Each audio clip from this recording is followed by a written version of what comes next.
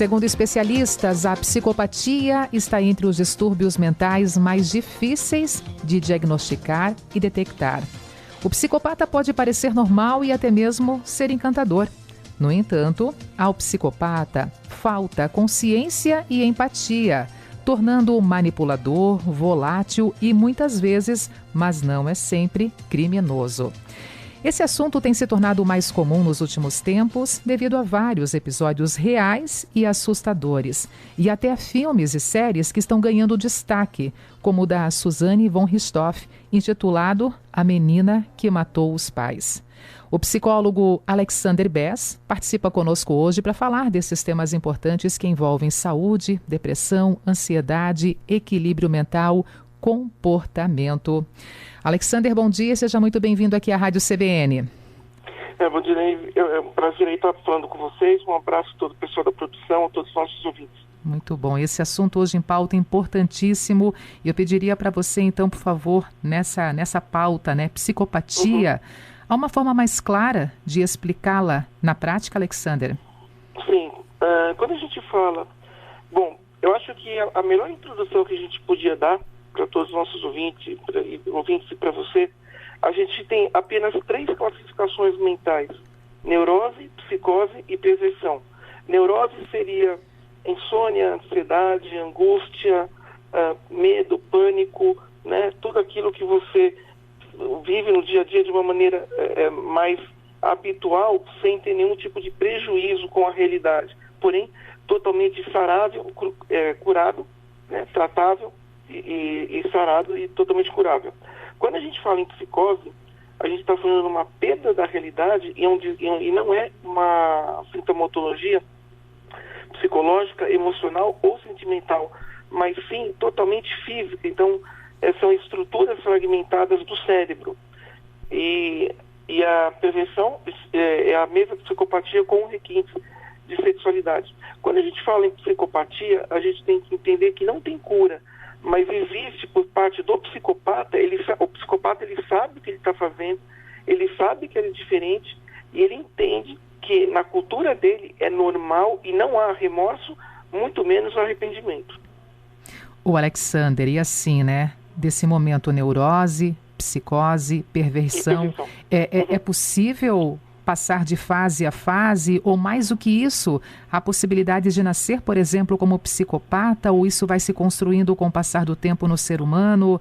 Esses momentos que você detalhou no momento, que eu tenho aí problemas, eu enfrento realmente situações de neurose sem prejuízo com a realidade, mas depois também é possível ali relatar um caso de psicose ou de perversão. Uma coisa pode levar a outra ou não tem ligação uma coisa com a outra? Muito boa a sua pergunta. Não, Denise, não existe migração de uma classificação para outra, Se você é uma pessoa neurótica, você é só neurótica. Se você é psicótico ou psicopata, são níveis diferentes, ou sociopata, ou esquizofrênico, ou um esquizofrênico paranoide, enfim, quer dizer, daria para a gente falar aqui 1000 definições.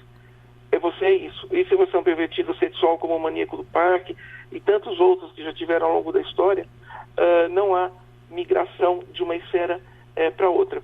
Sim, você pode nascer psicopata e geralmente os psicopatas, a grande massa da psicopatia nasce psicopata no próprio pato. Por exemplo, veja, se você tiver um pato, onde nesse pato faltou 1 segundo de oxigênio, você já faz uma psicopatia instantânea ali. A psicopatia pode ser também herdada via DNA. Você pode ter um pai psicopata, uma tia, um avô, enfim, não importa. Você herda isso via DNA e em algum momento da sua vida isso vai desenvolver. Uma outra coisa, se você não nasceu psicopata, você precisa de alguns traumas muito fortes. A psicopatia, ela instala no aparelho da criança mental, do feto, desde o nascimento do feto. Se for uma gravidez muito turbulenta, se for uma mulher que era uma mulher muito judiada, ou que viveu em terror psicológico, em muita violência, essa criança pode nascer psicopata, ou ela pode também, ali, se ela tiver algum trauma muito forte, especialmente no lobo frontal, por exemplo, uma criança está andando, se ela caiu do 2º andar e bateu a testa, e ela sobreviver, e não tiver nenhum tipo de sequela motora, alguma coisa assim nesse sentido, ela pode também ser uma psicopata. E principalmente estupro e abuso sexual infantil leva à psicopatia. Você faz ali não só um pedófilo, que aí entra na categoria da perversão sexual, mas a perversão sexual nada mais é do que a psicopatia, porém com requintes de sexualidade, mas também leva a criança a ser uma psicopata ou um psicótico ou um sociopata. Quer dizer, são diferenciações que tem de níveis, mas todas estão na mesma classificação. Alexander Bess, dentro da sua especialidade, você já atende casos assim, casos que envolvem um paciente considerado psicopata? Tive alguns casos bem sérios de pessoas que tive uma que achou que era Napoleão Bonaparte, tive pessoas com relatos de agressividade, porque o grande problema da psicopatia é até onde que você consegue viver na sociedade. Se você é um cara que você tem a psicopatia, mas você tem uma psicopatia totalmente ali num nível muito baixo, onde você não pode prejudicar o outro, tudo bem, dá para você viver, você vai ter que tomar alguns remédios para controlar. Agora, quando você tem uma psicopatia muito, muito ali desenfreada, é mais complicado. Sim, atendi vários casos, a gente estuda bastante. Eu estou até fazendo, se você me permitir, 10 segundos, tem uma coleção de livros que eu estou fazendo, não é para agora, é um trabalho de pesquisa longo, mas eu denominei de coleção Monstros Urbanos. Então é pedofilia, estupradores e assassinos, né, que faz bem parte do espectro da psicopatia. Eu acho que seria interessante para a nossa entrevista, Denise, e para todos os nossos leitores ouvintes, da CBN, que é importante a gente falar também que além da psicopatia, a gente pode ter também um termo que é muito utilizado nos Estados Unidos, nos tribunais americanos, que é a insanidade mental, aonde a insanidade mental, né, eles preconizam ali que a pessoa tem 50% de condição e tem 50% de não condição. Ainda dentro da insanidade mental, que faz parte do quadro da psicopatia, a pessoa pode ser muito má. E ainda dentro dessa maldade, você pode não ser psicopata, você pode não ter nenhuma alteração mental psiquiátrica, lembrando que a psicopatia são alterações mentais psiquiátricas, e quando a gente fala em alteração psiquiátrica, a gente está falando em morfologia fisiológica, ou seja, ela tem estruturas no cérebro que levam a essa psicopatia, portanto é incurável, não existe reversão de psicopatia, não existe cura de psicopatia. Você pode controlar se ela for num nível muito, muito baixo e até onde que esse nível baixo não prejudica a sociedade. Mas você pode ser uma pessoa extremamente má, você pode matar pelo prazer de matar sem você ser um psicopata. Quando você mata 3 pessoas para cima, aí já entra na classificação de serial killer, né? E todos os psicopatas, para você ser um serial killer, você tem que ser psicopata. Nesse caso aí da cidade de vocês, aí de Santa Catarina, que o rapaz matou ali com a espada, aí já é considerado um psicopata assassino em massa, porque ele matou as pessoas ao mesmo tempo. Esse caso que você se refere aqui aconteceu realmente na cidade de Saudades, no oeste catarinense. Relembrando rapidamente, nesse caso aqui envolvendo um rapaz, um jovem de 18 anos, denunciado pela chacina contra crianças, educadoras e funcionárias de uma creche. Inclusive, esse caso em especial, a perícia de sanidade mental do autor dessa chacina será concluída ainda nesta semana. Então, ainda nessa semana vai ter o resultado para saber de fato o resultado dessa perícia de sanidade mental envolvendo esse autor da chacina, esse jovem de 18 anos. Ali a gente está falando de um assassinato em massa. Não entra na classificação de serial killer porque não houve espaço entre uma morte e outra. Mas veja, Denise, quando um psicopata mata, ele tem várias formas de você matar uma pessoa. Quando você utiliza arma branca, seja faca, seja um canivete, seja uma espada japonesa, de um tipo ninja, alguma coisa assim, uma katana, acho que foi isso que ele usou, se não me engano, a gente está falando, além das questões psiquiátricas, além das questões emocionais, psicológicas, a gente está falando ali de um ódio muito grande. É muito diferente você escolher uma arma branca para matar na cabeça de um psicopata ou uma arma de fogo. Porque quando você mata com arma branca, ali você está dando uma vazão ao único prazer que você tem, E aí a gente entra numa linguagem muito complicada, porque é a substituição do prazer sexual normal, que o psicopata não consegue ter, mas ele tem matando a pessoa. Então, quando você mata por faca, ou por espada, ou qualquer outra coisa, essa ação de matar, ela entra como substituição do ato sexual normal que qualquer pessoa normal teria, tá? Quando a gente usa a classificação normal em psiquiatria, a gente está falando em psicologia e em psiquiatria, a gente está falando na neurose. Então é normal você ser neurótico, é plenamente normal. É normal você ter medo, é normal você ter uma fobia, porque elas vão ser tratadas e curadas e você volta a ter uma vida sem problema nenhum, sem nenhum tipo de medo, sem nenhum tipo de prejuízo. Agora, quando você fala em psicopatia, não há cura, mas sim, toda psicopatia, ela tem uma progressão, ela vai progredindo, ela não estabiliza. Então, são doenças completamente complicadas e cada psicopata, cada autor desses golpes tem o seu MO, né, o seu modus operandi ali específico, mas a faca, ela é real e se designa substituta do prazer sexual. Então, ali, ele estava dando vazão para a condição mental dele mesmo. Ele sabia muito bem o que ele está fazendo. Que é isso que nos Estados Unidos os advogados de defesa americanos, eles usam o termo de insanidade mental para tirar o psicopata da cadeia e trocar ali para um manicômio judiciário, alguma coisa assim nesse sentido. Alexandre, e casos como esse aqui no nosso país, quais seriam as alternativas para lidar com uma situação real como essa, uma vez confirmando realmente problemas de sanidade mental, mas diante de um crime sendo feito, o que poderia ser colocado como alternativa? Tem alternativa? Olha, a pena máxima, né? Porque o que acontece é o seguinte, ele já fez uma vez, ele vai fazer de novo. Então, assim, o grande problema dos psicopatas é a recorrência. Você pode ter uma pausa, você pode ter um momento de um estado que a gente chama de estado de suspensão mental. Não é que ele ficou bonzinho, não é que ele mudou. Ele dá uma parada, porque o maior medo, a única ligação do psicopata com o medo é ele não poder fazer aquilo que ele quer fazer.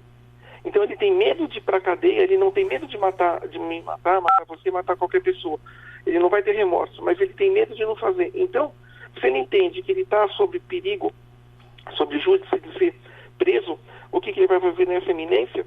Ele vai fazer simplesmente o seguinte, ele dá uma parada e tenta ali se proteger com seus advogados, aquela coisa toda, para não ter penas mais pioradas, penas mais severas. Então, as alternativas são as penas severas mesmo, que ele possa pagar no rigor da lei, né? Se fosse nos Estados Unidos, onde eu fiz minhas 2 especializações, a gente vai ter outros tipos. Ele pode pegar uma perpétua, uma pena de morte, dependendo do estado. Então, na Flórida e na Califórnia, que foram os 2 lugares que eu estudei, ele pegaria realmente penas muito severas ali. Agora, no Brasil, a alternativa seria ser preso mesmo, e pode até recorrer a um manicômio judiciário. Agora, por que essas penas têm que ser severas? Para que outras vítimas não padeçam. Porque o grande prazer do psicopata, ou mesmo um cara que é mau, sem ter a psicopatia, eles têm o prazer de matar. Então, é o que está acontecendo hoje no Brasil, e aí a gente não pode falar em psicopatia, mas a gente pode falar em maldade, em quadrilhas Pix. As pessoas matam pelo prazer de matar. O cara deu o celular, o cara deu a senha, mas o cara vai lá e mata, né? Como o caso ali da menina lá que o pai foi socorrer, olha que viu, era a filha dele lá em Itanhaém, que é triste, não tem coisa pior na vida do que isso. Então, a maldade tem que ser combatida, não só a maldade como a psicopatia. Só que a psicopatia é uma maldade com o transtorno mental psiquiátrico, né? Então, as alternativas, eu acho que é não soltar, não colocar um cara desse na rua, para que realmente ele não faça isso de novo, porque a recorrência geralmente é 95%, 90%. A gente poderia falar aqui até amanhã de serial killers, mas eu sei que a gente não tem tempo. Mas eu posso te falar, por exemplo, do Ted Bundy, que foi o psicopata mais famoso do mundo, e ele falou, lamento que estou morrendo porque não poderei matar mais meninas, né? Então a gente está falando de gente muito complicada, como o John Wayne Gacy, por exemplo, que era um psicopata americano, e quando ele morreu, foi descoberto descoberto um cemitério dentro da casa dele. E posso te falar aqui mais 10 mil casos totalmente detalhados, mas o tempo não nos permite. Então, o importante é saber que psicopata não muda. Eu acho que numa linguagem simples, sem a gente usar aqui o psicologicense, né, ou então a terminologia mais psiquiátrica, mais específica, a gente pode falar de uma maneira simples, entendendo que esse tipo de pessoa não muda e tem que ser realmente punido ao rigor da lei. O Alexandre, e quando a vida real é contada através de um filme, e aí tem diferentes interpretações, nesse caso aqui em especial, o filme A Menina que Matou os Pais, trazendo como protagonista aqui, né, o caso da Suzane von Richthofen, que segundo os críticos, né, sobre esse filme, no caso em especial, o filme tentando trazer uma culpa menor e mexendo com a cabeça de quem assistiu pelo fato de Suzane dizer que sofreu agressões da mãe e abuso do pai. Eu até estava procurando rapidamente aqui nesse momento, a procura pelo filme A Menina que Matou os Pais foi a que mais cresceu no Google na última semana no Brasil e as consultas pela obra cresceram mais de 3.700%, de acordo com dados da própria plataforma digital. O que dizer de um caso como esse e às vezes até, quem sabe, distorcendo ou trazendo informações desconhecidas nesse momento aqui, por exemplo, para o trabalho desse filme? Olha, excelente a sua pergunta. Quando a gente fala em filme, a gente fala geralmente numa visão romanceada do que aconteceu, né? Existe até uma parábola cinematográfica, a vida imita a arte, ou a arte imita a vida. As duas questões estão certas. O que acontece é o seguinte, ali, enaltecer uma psicopata daquela natureza é muito complicado, porque você pode ali acreditar que psicopatas mudam ou psicopatas são bonzinhos, e na realidade não são. Se houve algum tipo de abuso ali, não dá pra gente saber, né? Ela não tem provas disso.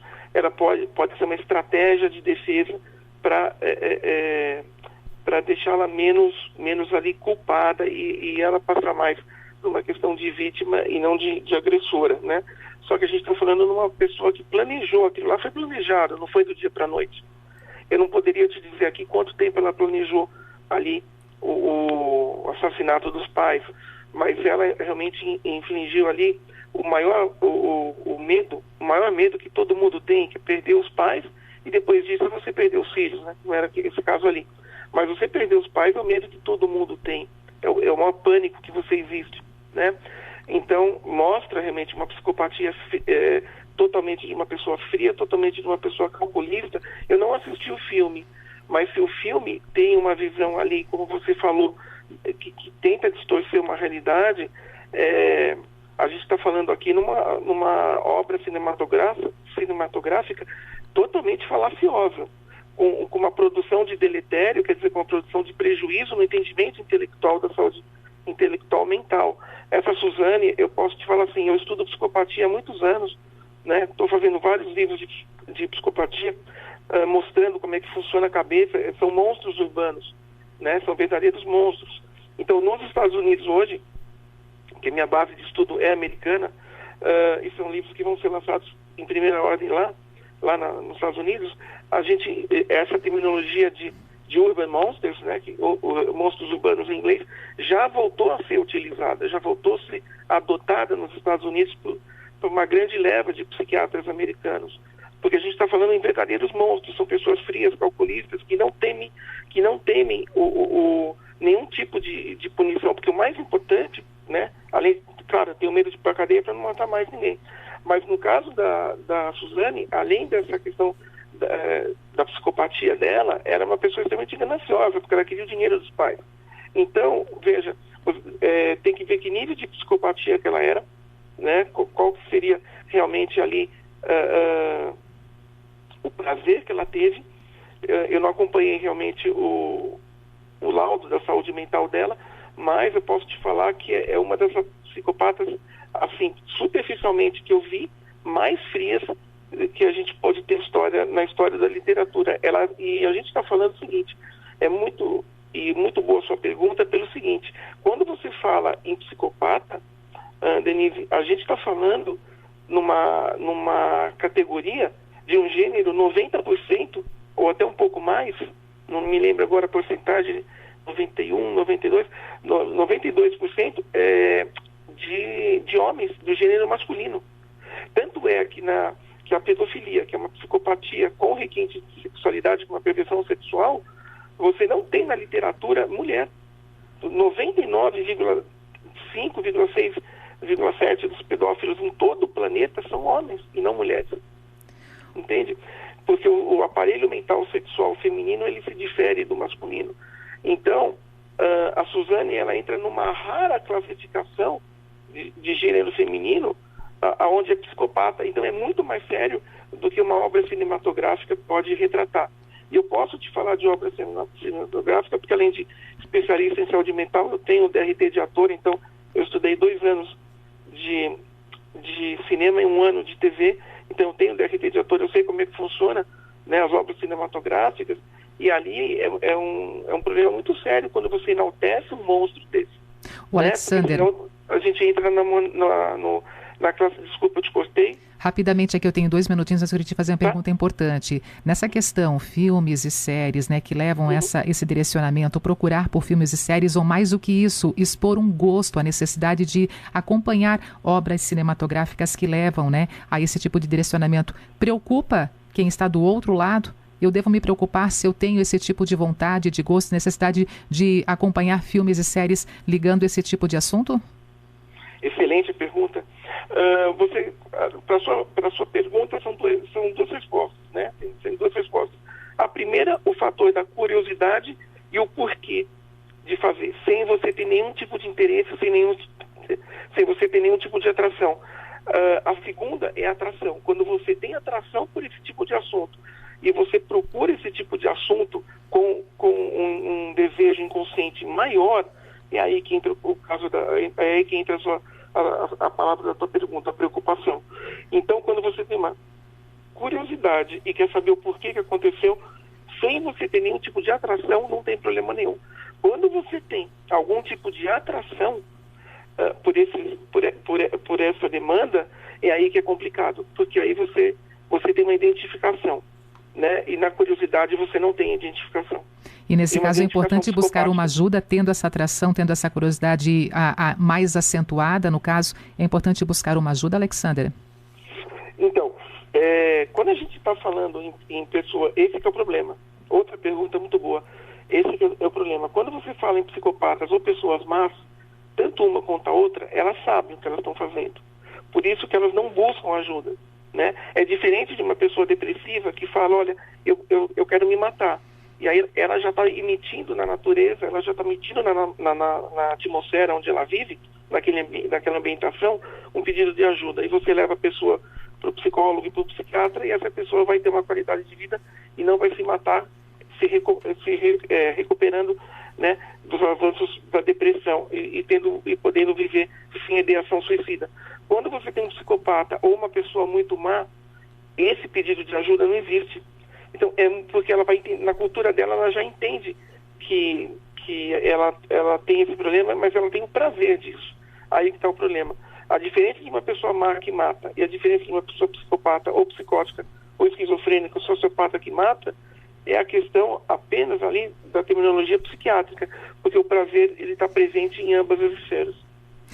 Alexander, teríamos muito mais tempo, se assim fosse permitido aqui na programação, mas eu tenho que encerrar agora com você, porque daqui a pouquinho está chegando o repórter CBN. Muito obrigada por estar conosco, trazer esse assunto, que parece que até no interior, quando a gente ouve assim, o pulsar é mais forte, porque a gente fica assustado com o que a gente ouve, mas é uma realidade, infelizmente, cada vez mais presente e muitas pessoas não se dão conta disso. Obrigada por estar conosco aqui na nossa programação de hoje, tá? Um bom dia para você. Querida, para você, para todos os nossos ouvintes, todo o pessoal da CBN, obrigado. Conversei então com o psicólogo Alexander Bess, falando um pouquinho mais sobre a psicopatia, como se chega a esse nível de desequilíbrio, quando ou quais sinais, né, as pessoas devem buscar ajuda, até porque aqui, segundo ele mesmo colocou, né, a própria psicopatia está entre os distúrbios mentais mais difíceis de diagnosticar e detectar, e vem ganhando cada vez mais entendimento da população, inclusive com obras cinematográficas, com procuras envolvendo aí episódios reais e assustadores em filmes e séries, sendo colocados em evidência junto ao nosso dia a dia.